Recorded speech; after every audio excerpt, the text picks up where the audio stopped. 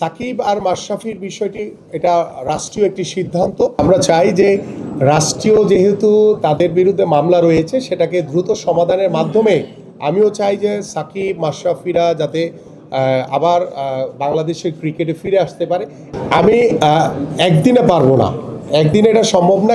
So আজকে একদিনে যদি সব করে ফেলে তাহলে বাকি দিন কি করবো আমি? তামিম ইকবালেরও কিছু বিষয় রয়েছে, সেটা আমরা ইতিমধ্যে অবগত রয়েছি যে হামজা চৌধুরী বা আরও XYZ অনেক ভালো ভালো খেলোয়াড়দের আগমনের কারণে কিন্তু ফুটবলে কিন্তু একটি অন্যরকম একটি প্রাণ ফিরে এসছে। ভিতরে কে বা কাহারা যদি কেউ কোনো দুষ্টামি কিংবা ষড়যন্ত্র করার চেষ্টা করে, সেটা করার আশা করি আর ভবিষ্যতে সুযোগ পাবে না। সেখানে ক্রীড়াবিদ, ক্রীড়া সংগঠক, সাংবাদিকদের ভিতরে কিন্তু একটি ডিস্টেন্স তৈরি হয়েছে। একদম জিরো টলারেন্স দিয়ে দুর্নীতির লাগাম টানবো, এটা নিয়ে কোনো ডাউট ফিল করার কোনো কারণ নাই। আমার কাছে যেটি চ্যালেঞ্জ বলতে বিষয় না, বিষয়টা হচ্ছে যে আমি একটি সামগ্রিকভাবে আমরা একটি সুন্দর পরিবেশে যে বিগত সময় আমরা যে একটি অস্থিতিশীল ক্রীড়াঙ্গন দেখেছি, সেখানে ক্রীড়াবিদ, ক্রীড়া সংগঠক, সাংবাদিকদের ভিতরে কিন্তু একটি ডিস্টেন্স তৈরি হয়েছে আমার কাছে মনে হয়েছে। বাট আমি চাই যে এই জায়গাটা আমরা যাতে একটি ফ্যামিলিয়াল সম্পর্ক গড়ে তুলতে পারি। আপনার সাথে আমাদের ক্রীড়াবিদ, আমাদের যারা ক্রীড়া সংগঠক কিংবা ক্রীড়া সাংবাদিক যারা রয়েছেন, সকলেই একটি পরিবারের মতো। কিভাবে আমাদের সকলের উদ্দেশ্য কিন্তু আমাদের বাংলাদেশের ক্রীড়াঙ্গনকে কিভাবে এগিয়ে নিয়ে যেতে পারি, এটাই তো মূল টার্গেট। সো এইখানে ভিতরে কে বা কাহারা যদি কেউ কোনো দুষ্টামি কিংবা ষড়যন্ত্র করার চেষ্টা করে, সেটা করার আশা করি আর ভবিষ্যতে সুযোগ পাবে না।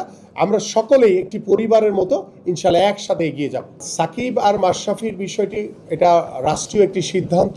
আমি মনে করি যেটা আমরা রাষ্ট্রীয়ভাবে আমরা অত্যন্ত নমনীয়ভাবে, যেহেতু তারা বাংলাদেশের লিজেন্ডারি ক্রিকেটার, তাদেরকে অবশ্যই আমরা সাধুবাদ জানাই। কিন্তু যে মামলাগুলো হয়েছে সেটা রাষ্ট্রীয়ভাবে সিদ্ধান্ত গ্রহণের মাধ্যমে আমরা চাই তারা যাতে আমাদের বাংলাদেশে যাতে দ্রুত ফিরে আসতে পারে। আমি একদিনে পারবো না, একদিনে এটা সম্ভব না, কারণ দীর্ঘদিনের যে চর্চা সেটাকে একটি জায়গায় নিয়ে আসতে হলে একটু সময় লাগে।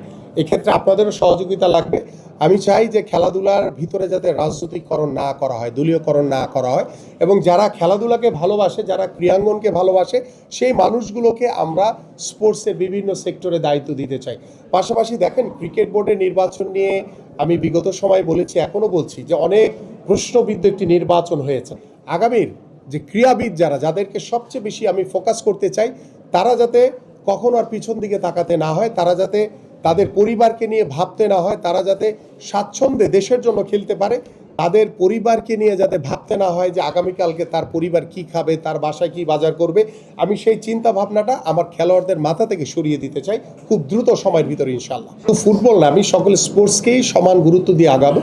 এবং ফুটবল যেহেতু আমরা রিসেন্টলি দেখেছি লাস্ট 6 মান্থ বা লাস্ট 1 ইয়ার, যে হামজা চৌধুরী বা আরও XYZ অনেক ভালো ভালো খেলোয়াড়দের আগমনের কারণে কিন্তু ফুটবলে কিন্তু একটি অন্যরকম একটি প্রাণ ফিরে এসছে, এবং এটিকে কাজে লাগাতে হবে। আমরা দেখেন লাস্ট আমাদের ম্যাচ কবে হয়েছে আমি জানি না, আপনারা জানেন কিনা, আপনার মনে আছে কিনা জানি না। সো আমাদের এইভাবে গ্যাপ দিয়ে থাকলে হবে না, আমাদের একটি কন্টিনিউয়াস একটা প্রক্রিয়ার ভিতরে থাকতে হবে। কারণ আমরা চাই যে আমাদের দেশীয় ফুটবল থেকে শুরু করে আমাদের আন্তর্জাতিক ফুটবল সব ক্ষেত্রেই যাতে আমরা এগিয়ে যেতে পারি। আমি ইতিমধ্যে ক্রীড়া নীতিমালার একটি অংশ আমার কাছে রয়েছে, আমি এগুলো দীর্ঘদিন ধরে স্টাডি করছি। আমাদের যেখানে যেখানে নীতিমালা পরিবর্তন করতে হবে সেটা আমরা করবো, সেটা আলোচনার ভিত্তিতেই করবো। সো আজকে একদিনে যদি সব করে ফেলে তাহলে বাকি দিন কি করবো আমি? একদম জিরো টলারেন্স দিয়ে দুর্নীতির লাগাম টানবো, এটা নিয়ে কোনো ডাউট ফিল করার কোনো কারণ নাই।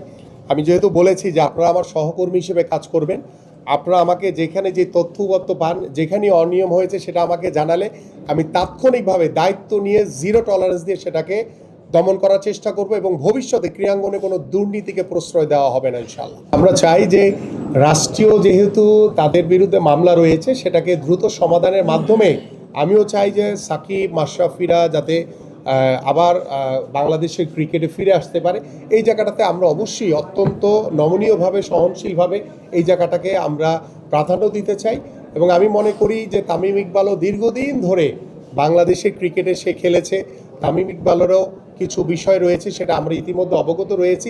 তো সব কিছু মিলিয়ে আমরা স্টেপ বাই স্টেপ আমরা আগে ক্রিকেট বোর্ডে যারা রয়েছেন তাদের সাথে বসে আলোচনার মাধ্যমে, যেহেতু এখানে ICCর একটি বিষয় রয়েছে, আমরা আলোচনার ভিত্তিতে এভাবে কিভাবে করা যায়